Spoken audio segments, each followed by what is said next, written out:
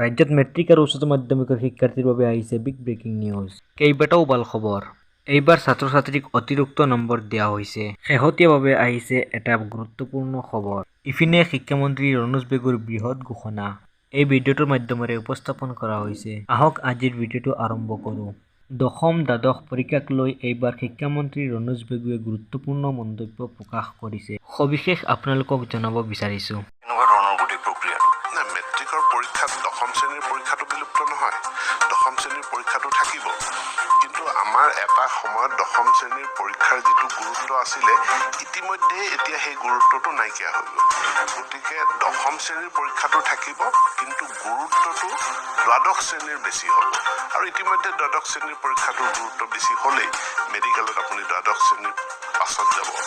Engineering course বা বিভিন্ন higher secondary ইউনিভাৰ্চিটিলৈ কলেজলৈ যোৱা সেইটো দ্বাদশ শ্ৰেণীৰ পাছত। গতিকে দ্বাদশ শ্ৰেণী বা 12ৰ পৰীক্ষাটোৰ গুৰুত্বটো এতিয়াৰ শিক্ষা ব্যৱস্থাত সেইটো মূল হ'ব।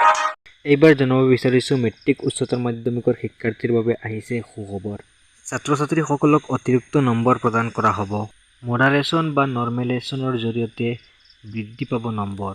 অৰ্থাৎ যিবোৰ পাঠ্যক্ৰমৰ বহিৰ্ভূত প্ৰশ্ন আহিছে এই প্ৰশ্নৰ নম্বৰ ছাত্ৰ ছাত্ৰীসকলক পোনপটীয়াভাৱে প্ৰদান কৰা হ'ব। অৰ্থাৎ সকলো ছাত্ৰ ছাত্ৰীকে প্ৰদান কৰা হ'ব নম্বৰ। যদি ভিডিঅ' ভাল লাগিছে লাইক কৰি দিব আৰু আপোনালোক যদি আমাৰ চেনেলত নতুন হয় তেনেহ'লে ছাবস্ক্ৰাইব কৰি দিব।